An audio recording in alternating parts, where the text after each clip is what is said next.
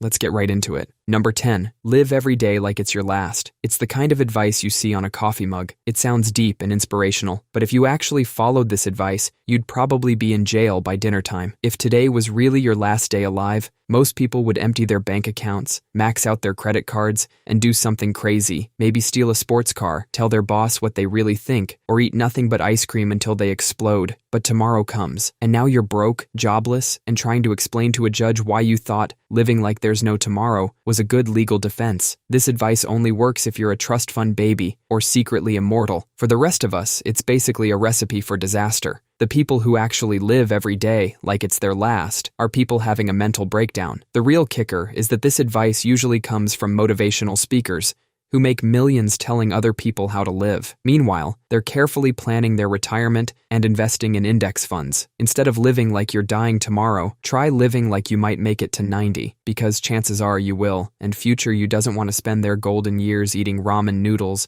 because past you decided to seize the day by buying a yacht. Here's a better version. Live each day like you'll have to deal with the consequences tomorrow. Not as catchy, but at least you won't end up on the evening news. Number 9. Just be positive. Your car breaks down, you're late for work, and your friend says, just stay positive. Yeah, that's super helpful, Karen. I'll just positively imagine my car fixing itself. Your brain isn't stupid. It knows when things are bad. When you try to force yourself to be positive all the time, you're basically gaslighting yourself. It's like putting a smiley face sticker over your car's check engine light. The problem's still there, but now you can't see it getting worse. Scientists actually studied this. They found that people who force themselves to be positive all the time end up more anxious and depressed, because now they feel bad about feeling bad. It's like emotional debt. You can ignore those bills piling up, but they're still coming due with interest. What actually works is accepting that sometimes life just sucks, bad things happen, and it's normal to feel bad about them. Your negative emotions aren't broken parts of you that need fixing. They're warning signals. When you're sad, angry, or scared, those feelings are trying to tell you something. Ignoring them is like ignoring pain when you touch a hot stove. Number 8. Treat yourself. You know that voice in your head after a rough day. You deserve something nice. You worked hard, just this once. That voice is lying to you. The whole treat yourself movement started as self-care advice, but companies saw dollar signs and turned it into a marketing weapon. Now we're all walking around thinking retail therapy is actual therapy. When you treat yourself too often, your brain starts linking happiness to buying stuff. It's like training a puppy, but instead of treats, you're using Amazon packages. Most people can't even remember their last 5 treats, because the happiness boost from buying stuff lasts about as long as a TikTok video, and your brain gets used to it. That $5 coffee that used to feel special now needs to be a $50 dinner to get the same buzz. It's basically addiction, just with a prettier Instagram filter. The average American has $6,000 in credit card debt from treating themselves. That's a lot of self-care turning into self-sabotage. What actually makes people happy long-term is meaningful conversations, learning new skills, helping others. All the free stuff we avoid because shopping is easier. Real self-care isn't about buying things. It's about building a life you don't need to escape from. Number 7. Good things come to those who wait. The only things that come to those who wait are dust, cobwebs, and regret. People waited for the perfect time to start a business, and now they're watching someone else succeed with their idea. They waited for the right moment to ask someone out, and now they're watching that person's wedding photos on Instagram. They waited to travel when they retired, and now their knees sound like a bowl of Rice Krispies every time they stand up. While you're waiting, someone else is doing. While you're planning the perfect moment, someone else is having an imperfect but real experience. While you're waiting for your ship to come in, someone else is building a boat. Those who wait get other people's leftovers. The bottom of the barrel. The sorry position has been filled email. Look at nature. You don't see a lion waiting patiently for a steak to fall from the sky. You don't see a squirrel waiting for nuts to magically appear in its tree. Even plants don't wait. They actively grow towards the sun. Good things come to those who put in the effort and make things happen. If you want something, go get it. If you want to start something, start it now, even if it's not perfect. If you want to be something, be it today, even if you're bad at it at first. Because the only guarantee about waiting is that you'll get really good at waiting. And that's not a skill that's going to look impressive on your tombstone. Number 6, never go to bed angry. Your brain at 2 a.m. is basically a tired toddler with a credit card. When you're exhausted, your emotional control center, the prefrontal cortex, starts shutting down. It's like trying to defuse a bomb while wearing oven mitts. Studies show that sleep deprivation makes you 60% more reactive to negative emotions. That small disagreement about whose turn it was to do the dishes turns into a full psychological examination of everything wrong with your relationship since high school. When you force late-night conflict resolution, you say things you don't mean. You bring up past issues that have nothing to do with the current problem. You're both too tired to actually solve anything. It's like trying to perform brain surgery after running a marathon. Technically possible, but probably not your best work. Sleep actually helps process emotional experiences. Your brain uses sleep to sort through problems and regulate emotions. That's why things often seem less dramatic in the morning. That relationship-ending fight about leaving socks on the floor downgrades to mild annoyance status after a good night's sleep. Agree to pause the discussion if it's late, get some sleep, tackle the problem with a fresh brain and a cup of coffee, because the real relationship killer isn't going to bed angry. It's staying up late enough to say something you can't take back. Number 5. Honesty is the best policy. Think about the last time someone asked you, "How do I look?" Your brain probably went into panic mode for a second, because sometimes the honest answer is, like you got dressed in the dark while fighting a raccoon. This lesson gets drilled into our heads as kids. Always tell the truth, but total honesty is basically social suicide wrapped in good intentions.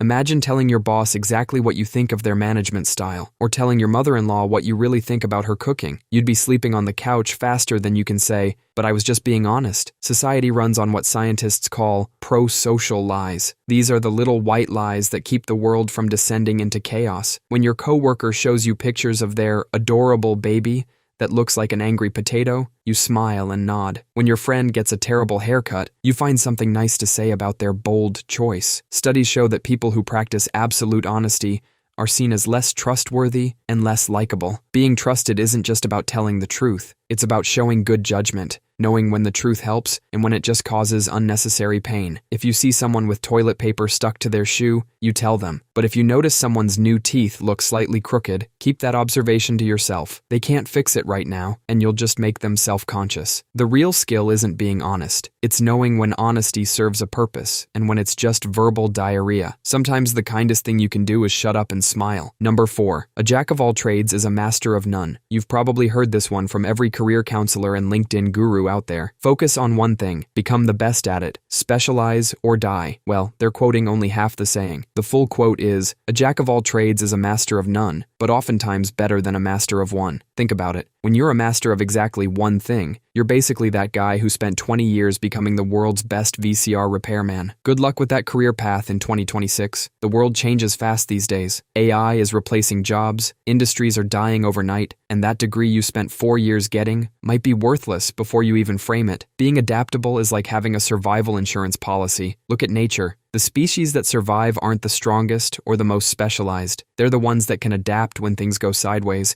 You think cockroaches survived the dinosaur extinction because they were really good at one specific thing? Nope.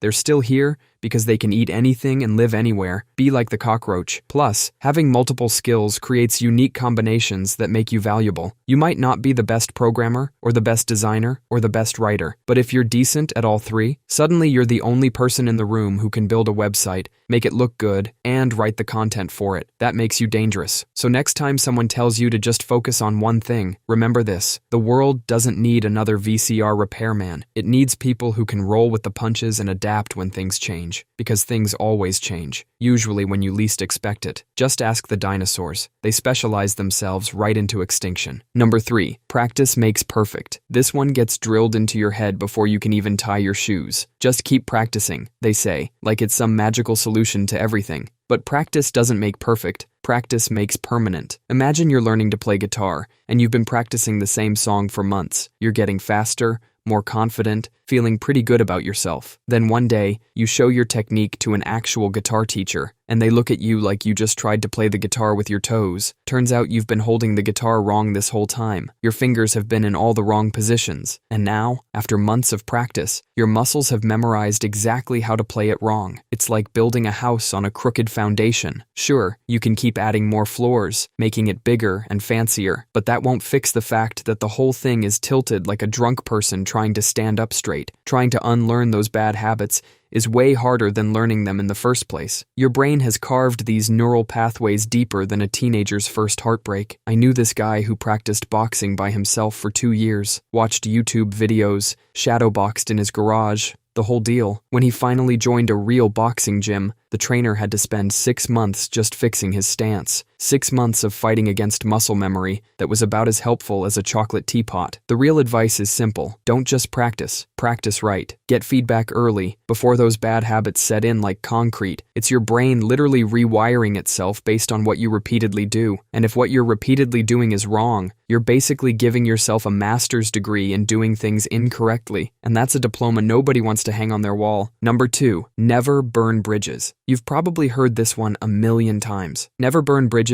You might need to cross them again. Well, I'm here to tell you that some bridges deserve to be turned into ash. Imagine you've got a rickety old bridge in your backyard. It's falling apart, covered in termites, and leads to your neighbor's alligator collection. You wouldn't keep that bridge just because maybe one day you'll want to visit those alligators. That's exactly what you're doing when you keep toxic connections, just in case. That's like carrying around a backpack full of angry hornets because maybe they'll be friendly someday. Dave kept in touch with his manipulative ex-boss for 5 years after quitting because networking is important. He got 3 midnight calls asking for free work, 2 guilt trip emails, and 1 ruined Christmas dinner. When you keep these bridges intact, you're not just preserving a connection, you're preserving a backup plan. Backup plans make you lazy and less likely to build better bridges. Every hour you spend maintaining a toxic bridge is an hour you could spend building a new one that doesn't make you want to jump off it every time you cross it. I'm not saying go around burning every bridge you see. That's like nuking your neighborhood because you don't like your mailman. But some bridges need to go. That toxic ex-boss who still texts you at 2 a.m. about opportunities. That's a bridge that deserves a Viking funeral. The colleague who takes credit for your work and then asks for LinkedIn recommendations. Light it up. If crossing that bridge makes you feel like you need a shower afterward,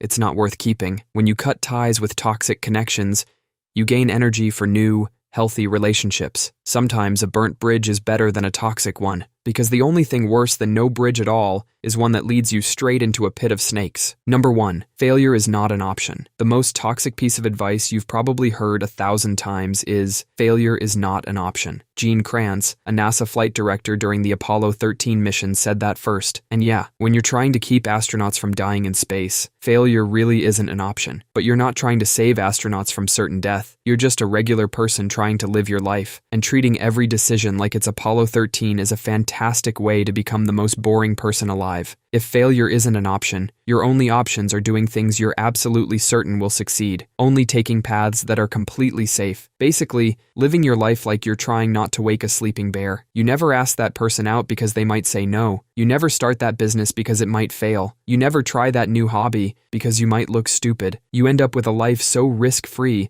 it could be prescribed as a sleep aid. Failure isn't just an option, it's a statistical certainty. You're going to fail at something, probably at lots of things, and the more interesting your life is, the more you're going to fail. Any successful person's past is like a museum of failures. Walt Disney got fired for lacking imagination. Stephen King's first novel got rejected 30 times. Michael Jordan got cut from his high school basketball team. These people didn't succeed because failure wasn't an option. They succeeded because they understood that failure was just part of the process. Failure isn't just an option. It's a requirement for any life worth living. The goal isn't to avoid failure. The goal is to fail at interesting things. Because when you're 80 years old, you're not going to regret the times you failed. You're going to regret all the times you were too scared to even try. That's all for today.